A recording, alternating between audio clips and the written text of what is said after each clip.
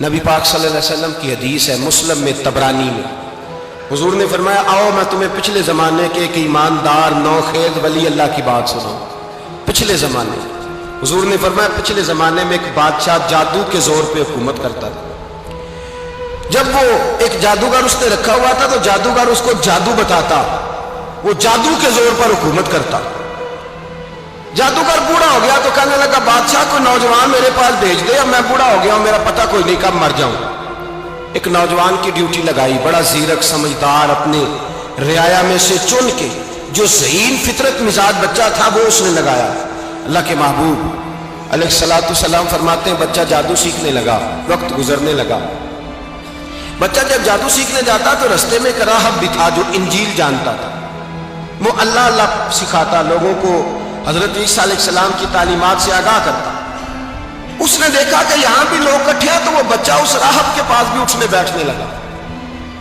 اب جب اس کے ساتھ اس کی گفتگو بڑھنے لگی تو اس کو باتوں میں لذت آنے لگی۔ اس نے راہب نے پوچھا کہ تو کون ہے اور کس طرح سے آیا ہے، کیا تیرا معاملہ ہے؟ اس نے کہا جی میں جادو سیکھنے جاتا ہوں، آپ کی باتیں مجھے بڑی اچھی لگتی ہیں۔ اس نے کہا دین سیکھ، جادو سیکھنے والے کافر ہو جاتے ہیں، قرآن و دین سیکھنے والوں کو اللہ کامل ایمان عطا فرماتا ہے۔ فرمایا یہ سیکھ۔ بچہ بیٹھنے لگا، اس کے پاس آنے لگا، باتیں دل میں گھر کرنے لگی۔ ایک وقت آیا کہ مسلمان ہو گیا، اور مسلمان کیسے ہوا؟ بچہ کہتا میں تجربہ کر کے ہوا۔ اب میں تھوڑا سا وقت جادوگر کے پاس بھی جاتا اور باقی سارا وقت وہاں بیٹھتا۔ میں ایک دن جا رہا تھا تو رستے میں اژدہا تھا، بہت بڑا سانپ تھا، رستہ روک کے کھڑا تھا۔ یہ حضور نے بیان کی حدیث۔ نبی پاک صلی اللہ علیہ وسلم فرماتے ہیں بچہ کہتا ہے کہ رستے کے اندر سانپ ہے، رستے بند ہے، لوگ چھتوں درختوں پہ چڑھے، ہراش ہے۔ کہتے چھوٹا سا روڑا میں نے اٹھایا تو میں نے کہا اللہ اگر جادوگر سچا ہے تو اسے مار دے۔ چھوٹا سا روڑا میں نے پھینکا، اژدہا کوئی نہ مرا۔ پھر چھوٹا روڑا اٹھایا، میں نے کہا اللہ اگر وہ عالم سچا ہے تو اسے مار دے۔ اب جب میں نے روڑا مارا تو اژدہا مر گیا۔ میرے اندر سے گواہی آئی نہیں دین کی باتیں سچی ہیں، نہیں قرآن کی باتیں اسلام سمجھانے کے لیے عرض کر رہا ہوں، اگرچہ اس دور میں انجیل تھی، اللہ رسول کی باتیں اچھی ہیں۔ کہتے میں مسلمان ہو گیا، اب میں نے راہب کے پاس ہی رہنا شروع کر دیا، جادوگر کے پاس چھوڑ دیا اس بچے نے آنا۔ بادشاہ پوچھتا کہاں زیادہ وقت گزارتے ہو تو وہ بات گول کر دیتا۔ وقت تیزی سے بڑھنے لگا، اللہ نے اس نوجوان میں طاقت پیدا کر دی۔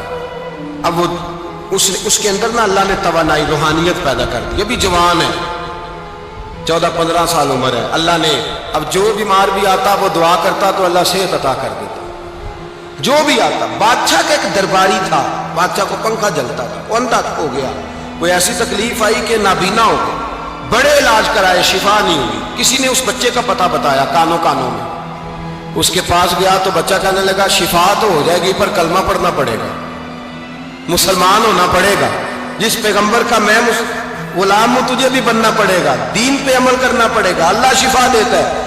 اس نے کہا تو مجھے کلمہ پڑھا، مجھے شفا دے، میں تیار ہوں۔ اس نے کہا شفا تو اللہ دیتا ہے۔ اس نے اللہ تبارک و تعالیٰ کا ذکر کر کے دعا مانگی، یہ مسلم شریف میں حدیث ہے، طبرانی میں موجود ہے۔ اللہ نے اسے شفا دی، اس نے کلمہ پڑھنا شروع کر دیا۔ یہاں ایک نقطہ لکھا ہے ہمارے علماء نے، کہتے ہیں جب اللہ ولایت عطا کرتا ہے نا تو یہ سفید بالوں والے کا حصہ نہیں ہوتی۔ اگر جوانی میں کوئی آدمی توبہ کر کے تصوف کے راستے پہ چلتا ہے تو سب سے زیادہ ولایت اللہ اسے عطا فرماتا ہے، سب سے زیادہ ولایت اس کے پاس ہوتی ہے۔ ابھی اس کے بال کالے ہیں، چڑھتی جوانی ہے، دعا کی تو اللہ نے، اور حدیث پاک میں موجود ہے کوڑے آتے تو شفا یاب ہو جاتا، اندھے آتے تو شفا یاب، برس والے آتے تو اللہ سے دے دے۔ جوان ہے، بادشاہ کے پاس وہ واپس گیا، وہ جو آدمی جس کی آنکھیں ٹھیک ہوئی تھی۔ بادشاہ نے پوچھا کہ کیسے شفا ملی؟ تو کہنے لگا میرے رب نے شفا دی۔ بادشاہ سجدے کراتا تھا، اپنے آپ کو منواتا تھا، معاذ اللہ، کہنے لگا میرے علاوہ کون رب ہے؟ اس نے کہا وہی رب ہے جس نے تجھے پیدا کیا ہے، اور وہی رب ہے جس نے مجھے اندھے کو آنکھیں دی ہیں، وہی ہے میرا مالک۔ کہا اچھا تو مجھے نہیں مانتا؟ کہا نہیں میں اپنے رب کو مانتا ہوں۔ بادشاہ نے اسے سزا دی، ستایا، اس نے بچے کا پتہ بتایا، پھر بچے کو بلا کے ستایا تو اس راہب کا پتہ بتایا، راہب بھی قتل ہو گیا، نابینا بھی قتل ہو گیا۔ بادشاہ نے کہا سپاہیوں سے اس بچے کو لے جاؤ اور پہاڑ کی چوٹی پہ جا کے نیچے پھینکو تاکہ مر جائے۔ بچہ پہاڑ کی چوٹی پہ گیا تو ہاتھ اٹھا کے کہنے لگا یا اللہ میرے لیے نہیں اپنے لیے، میرے لیے نہیں اپنے لیے انہیں اپنی قدرت کے جلوے دکھا، میرے لیے نہیں۔ اللہ کے بندے اپنی جان بچانے کی دعائیں نہیں مانگتے، اپنے لیے انہیں اپنی قدرت کے جلوے دکھا، یہ دعا مانگی۔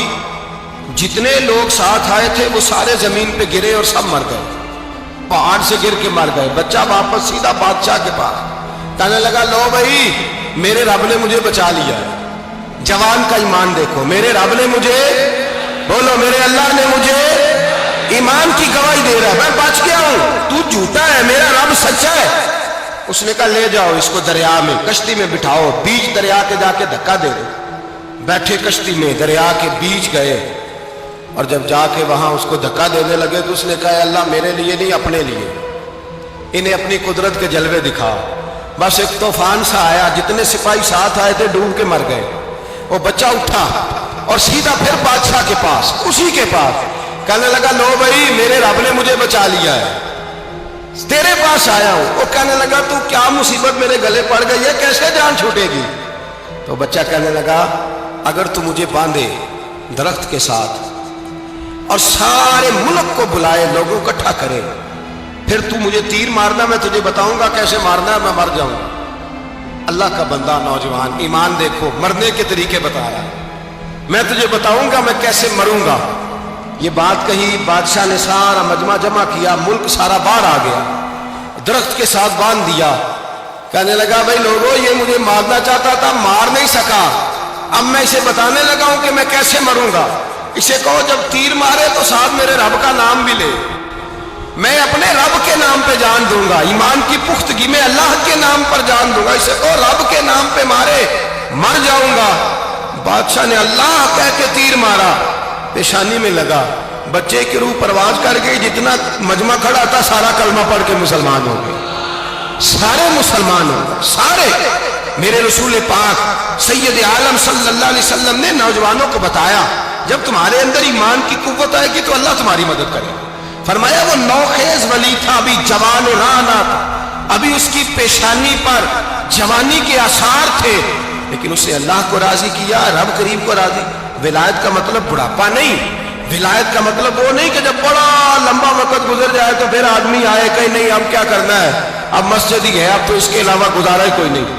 تو اس وقت کا آنا اللہ کی بارگاہ میں قبول تو ہے، لیکن شاباشی اسی کو ملتی ہے جو جوانی کا وقت آئے، جو عین اس وقت آئے جو وقت میرے رسول پاک علیہ السلام کے غلام عبداللہ ابن عمر، حضرت عبداللہ ابن عمر رضی اللہ تعالیٰ عنہ فرماتے ہیں کہ میں نکلا، مجھے سفر کے لیے جانا تھا، تو تھوڑی سی کھجوریں، تھوڑا سا سرکہ، ایک شہد کی بوتل، چیزیں میں نے سفر کے لیے ساتھ رکھ لی۔